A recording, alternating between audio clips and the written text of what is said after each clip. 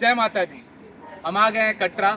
Katra Jammu and Kashmir का एक छोटा सा शहर है, मगर बहुत इम्पोर्टेंट, क्योंकि माता वैष्णो देवी का यात्रा का शुरुआत यहीं से होता है। तो चलिए इस यात्रा को शुरू करते हैं।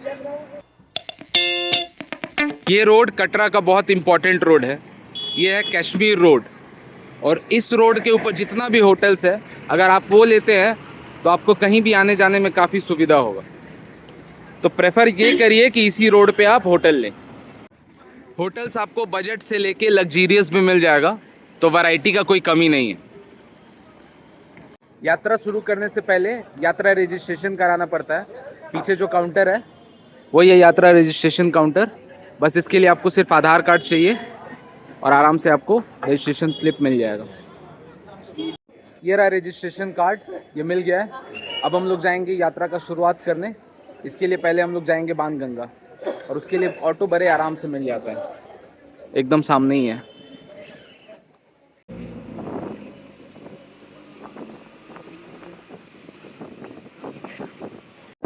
बाणगंगा उतरने के बाद आप ले लीजिए प्रसाद, चुनरी, जो भी आपका इच्छा हो। ये रहा बाणगंगा का एंट्रेंस गेट सामने, और यहाँ बगल से अंदर जाने का रास्ता।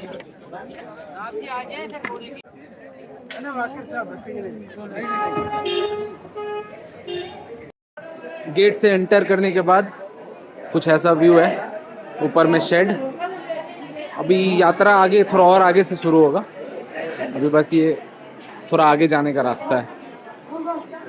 ये रहा सामने एंट्रेंस, सीधा जाएगा अर्धकुंवारी होके और लेफ्ट जाता है ताराकोट मार्ग, पर हम लोग लेंगे अर्धकुंवारी वाला रास्ता सीधा। आपको अगर घोड़ा या पालकी से जाना है तो यही एंट्रेंस से ले सकते हैं, बहुत ज़्यादा अवेलेबिलिटी है। ये है बाणगंगा। एक्चुअल एंट्रेंस पॉइंट यात्रा का यही है, और यहाँ का पानी अपने ऊपर छिड़क के यात्रा शुरू किया जाता है, तो हम लोग भी वही करेंगे।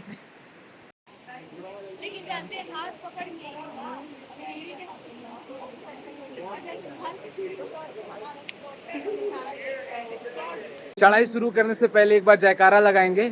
जयकारा शेरावाली माता का। बोलो साचे दरबार की जय, बोलो साचे दरबार की जय। सामने है बाणगंगा प्राचीन मंदिर, यहाँ स्नान करके दर्शन अवश्य करें। हम लोगों ने कर लिया है। बाणगंगा से अर्धकुंवारी का जो चढ़ाई है वो काफ़ी कठिन है, क्योंकि बहुत स्टीप चढ़ाई है, बहुत खड़ी चढ़ाई है, और थोड़ा और डिफ़िकल्ट इसलिए हो जाता है क्योंकि इस रास्ता में घोड़ा और खच्चर दोनों चलता है, तो संभल के चलना पड़ता है।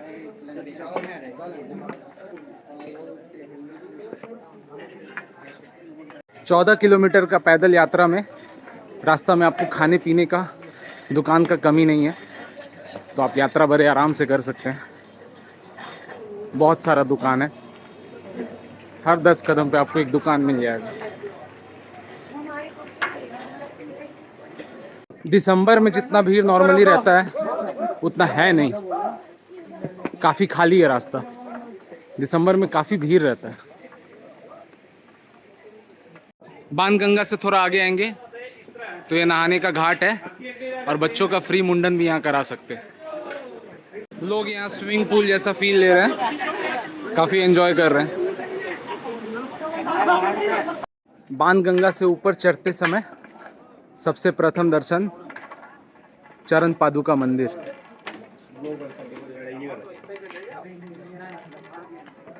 चलते हैं अंदर, दर्शन करके आते हैं। अंदर तो कैमरा अलाउड नहीं है। यहाँ देखिए, यहाँ से कितना खड़ी चढ़ाई है, क्लियर समझ में आ रहा है।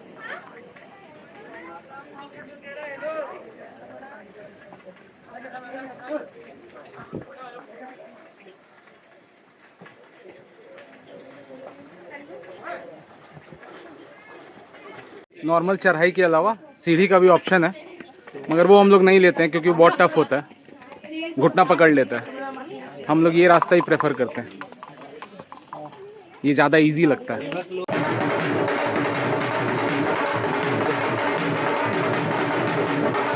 जैसे जैसे ऊपर चढ़ेंगे अर्धकुंवारी तक चढ़ाई थोड़ा कठिन होते जाता है।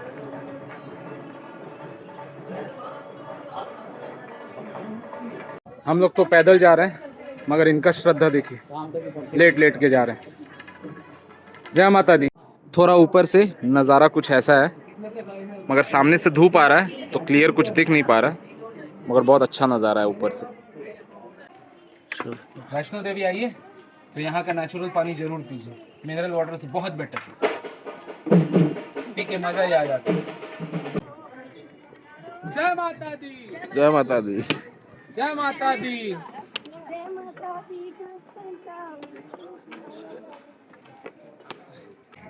अर्धकुंवारी अब बस 50 मीटर दूर है और सामने आपको देखने को मिलेगा वेटिंग हॉल और टॉयलेट, और आगे है मेडिकल यूनिट अर्धकुंवारी का। ये रहा सामने मेडिकल यूनिट अर्धकुंवारी, और ये अर्धकुंवारी जाने का आगे रास्ता। अर्धकुंवारी में खाने पीने का बहुत सारा शॉप्स है, ये देखिए भोजनालय है, हर तरह का खाना आपको मिल जाएगा, खाने पीने में कोई दिक्कत नहीं होता यहाँ। पहुँच गए अर्धकुंवारी मंदिर, आइए आपको दर्शन कराते हैं। ये रहा सामने अर्धकुंवारी मंदिर, और ये जितने भी लोग आप सामने देख रहे हैं सबको ये अंदर जाने के लिए लाइन लगा के बैठे हुए हैं। अंदर गर्भ जून का दर्शन करने के लिए जब पीक सीज़न रहता है तो 2-2 दिन लग जाता है। अभी पता नहीं कितना टाइम लगेगा, मगर आप अगर इसका दर्शन करना चाहते हैं आराम से तो ऑनलाइन श्राइन बोर्ड का वेबसाइट है, वहाँ पे आप 2 महीना पहले टिकट कटा सकते हैं। टिकट कटाने के बाद आपको 1 घंटा के अंदर ही दर्शन मिल जाएगा और प्रसाद भी मिलता है। लास्ट ईयर हमको ये सौभाग्य मिला था कि हम गर्भ जून का दर्शन किए थे, बहुत ही ज़्यादा आनंद आता है। तो इसलिए अगर आप गर्भ जून का दर्शन करना चाहते हैं तो पहले से प्लानिंग करें, ताकि आपको यहाँ आके ज़्यादा वेट ना करना पड़े। अर्धकुंवारी में रात को रुकने का भी व्यवस्था है। सामने देखिए जैसे वो श्रद्धा भवन, उसी तरह और भी बहुत सारा भवन है, वो पीछे तक जो दिख रहा है सारा रुकने के लिए बना हुआ है। ये सारा बुकिंग आपको ऑनलाइन मिल जाएगा, वेबसाइट से आप बुक कर सकते हैं। और गर्भ जून का जो टिकट है उसका प्राइस है 300 रुपया। मेरे हिसाब से तो जैसा आपको एक्सपीरियंस मिलता है उसके हिसाब से काफ़ी कम है। लास्ट ईयर 300 था, इस साल प्राइस बढ़ गया है, इस साल 500 हो गया आरती का टिकट, आरती और गर्भ जून दर्शन का। एक साल में ही 200 रुपया बढ़ गया, तो ये ध्यान में रखिएगा। गर्भ जून आरती और दर्शन का टाइमिंग सामने बोर्ड पे लिखा हुआ है। नीचे से अर्धकुंवारी तक बिल्कुल भी ठंड नहीं लगा है, आप देख सकते हैं जैकेट हम कमर में बांध के रखे हैं, मगर अब जैसे ही अर्धकुंवारी आए हैं थोड़ा थोड़ा ठंडा लगना शुरू हो गया है, और हमको लग रहा है टेम्परेचर और डाउन होगा और ठंड भी लगेगा। अभी सामने नज़ारा जो है वो दिखाते हैं।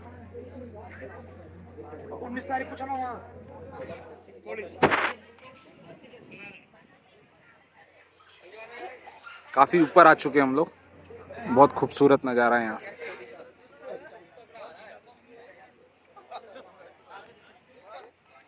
पूरा कटरा दिखाई दे रहा है। हम लोग का पानी लेके बंदर पी रहा है आराम से, बहुत प्यासा लगता है।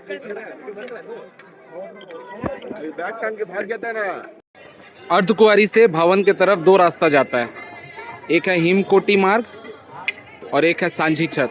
हम लोग लेंगे हिमकोटी मार्ग, सांझी छत इधर से जाते हैं। ये थोड़ा और चढ़ाई वाला है, मगर जो हिमकोटी वाला रास्ता है वो इधर से जाता है, वो थोड़ा सा सीधा है, उसमें कम चढ़ना पड़ता है, तो हम लोग उधर से जाएंगे। हिमकोटी मार्ग से जाने के लिए पहले इस टनल के थ्रू जाना पड़ता है।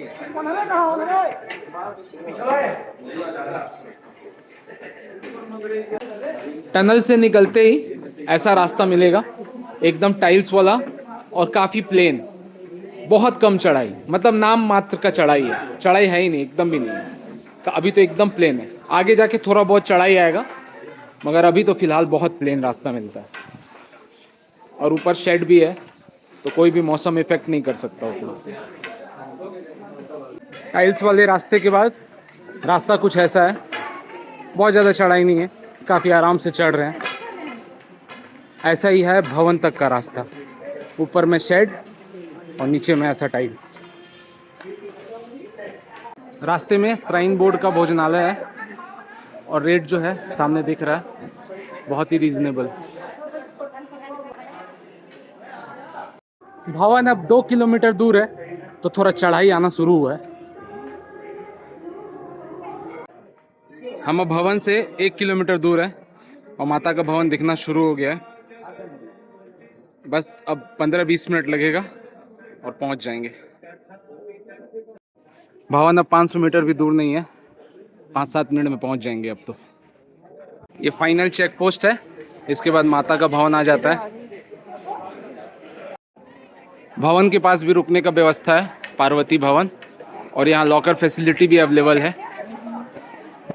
मगर हम लोग यहाँ अपना सामान नहीं रखेंगे क्योंकि यहाँ पे जो लॉकर है वो बहुत ओपन है और यहाँ से भवन थोड़ा दूर है, तो हम लोग चलेंगे आगे अपना जो भी सामान है वो लॉकर में रखेंगे। आगे एक और लॉकर है जो यहाँ से 50-100 मीटर दूर होगा ये रास्ते से होते हुए, तो अभी हम लोग उस लॉकर में जाएंगे और अपना सामान रख के माता का दर्शन करेंगे। यहाँ से जो व्यू है माता का भवन का, बहुत ही अद्भुत। वीडियो में पता नहीं कैसा आ रहा है मगर सामने से बहुत ही अच्छा, मन एकदम खुश हो जाता है।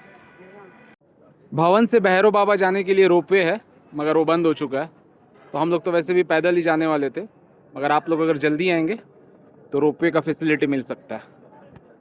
5 बजे तक खुला रहता है।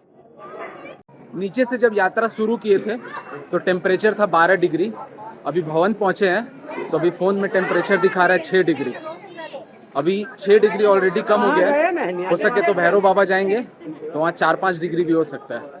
ठंड लगना शुरू हो चुका है। अब हम लोग जा रहे हैं माता का भवन में दर्शन करने। एंट्री का थोड़ा सा रास्ता छोड़ के आगे आएंगे तो यहाँ पे है लॉकर नंबर 2 और 3। यहाँ पे लॉकर में सामान रखना हमको तो आसान लगता है, इसलिए हम यहीं आते हैं। थोड़ा सीढ़ी चढ़ना पड़ता है मगर बहुत आसानी से यहाँ सामान रख के दर्शन के लाइन में आराम से लग जाइए। और सामने आपको दिख रहा होगा हेल्प डेस्क और डोनेशन और सुविनियर। किसी को गिफ्ट विफ्ट देना हो तो यहाँ से ले सकते हैं। अभी माता का दर्शन थोड़ा देर के लिए बंद है क्योंकि आरती हो रहा है, तो हम सोचे थोड़ा आगे घूम लिया जाए। आगे आए हैं तो ये देखने को मिल रहा है, यहाँ नया सर्विस शुरू हुआ है, स्मार्ट लॉकर सर्विस। ये थोड़ा जाके समझना पड़ेगा। ये हमको लग रहा है ऐप बेस्ड है, कोई ऐप डाउनलोड करना पड़ेगा, उस ऐप से आप अपना लॉकर यूज़ कर सकते हैं। बहुत अच्छा सिस्टम है, लाइन भी नहीं लगाना है और काफ़ी ज़्यादा लॉक भी है यहाँ पे। देखिए बहुत सिंपल प्रोसेस है, अपना RFID कार्ड देना है और ये हम लोग को लॉकर दे देंगे। 30 रुपीज़ फॉर 3 आवर्स, उसके बाद 15 रुपये घंटा। पैसा पेमेंट करते ही लॉक ऑटोमेटिक खुल गया। अब इसको बस बंद कर देना है, गेट लॉक हो गया, कोई चाबी नहीं, कुछ नहीं। गुड, सच में स्मार्ट लॉकर है। स्मार्ट लॉकर के ठीक सामने है माता वैष्णो देवी का 6D दर्शन। तो हम लोग इसका टिकट कटाए हैं, इसका टिकट है 100 रुपीज़। वो 2 जन अंदर जा चुका है, हम भी चलते हैं अब अंदर, देखते हैं कैसा है ये।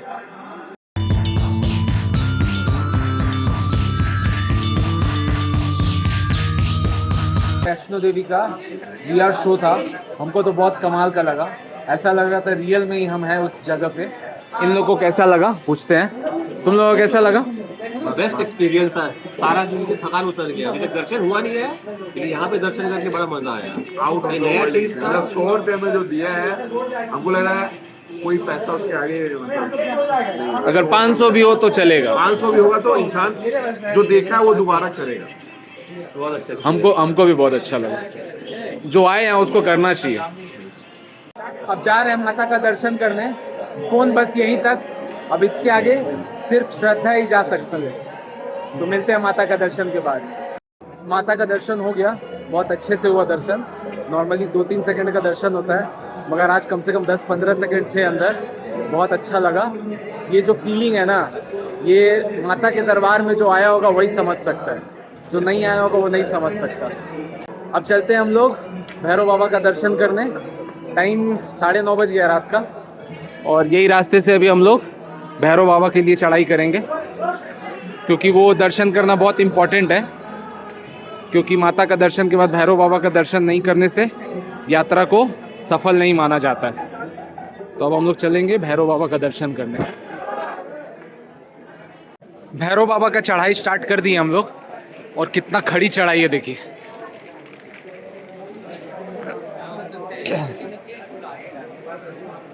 बहुत खड़ा चढ़ाई था, तो एक्सपेरिमेंट के लिए एक बार थोड़ा सीढ़ी ले लिए हैं। इसमें थोड़ा ज़्यादा एफर्ट लग रहा है, और कोई बात नहीं है। सीढ़ी लिए हैं, एकदम लंबा वाला मिल गया है। डिस्टेंस तो जल्दी कवर हो जा रहा है, मगर हालत भी ख़राब हो जा रहा है। दोनों ऑप्शन है, अब आप देख लीजिए आपको कौन सा सूट करता है। हम तो बोलेंगे सीढ़ी मत लो। दुकान दिखना शुरू हो गया है, मतलब भैरव बाबा बस 100-200 मीटर दूर ही है।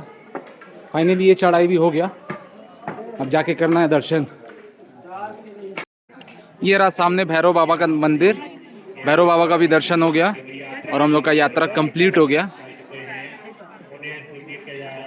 और यहाँ देखिए भैरव बाबा के मंदिर के पास कितना अच्छा बैठने का व्यवस्था किया हुआ है। दिन में बहुत अच्छा व्यू दिखता है, रात होने के कारण यहाँ पे उतना अच्छा व्यू नहीं दिख पा रहा है, मगर बैठने का जो व्यवस्था है वहाँ इस स्क्रीन के लाइट की वजह से सब कुछ अच्छे से दिख पा रहा है। अब यात्रा कंप्लीट हो गया, तो अब बस एक ही काम रह गया उतरने का। अब हम लोग इसी रास्ते से, जिस रास्ते से भैरव बाबा का दर्शन करने गए थे, इसी रास्ते से एकदम सीधा जाएंगे तो एकदम कटरा पहुंच जाएंगे।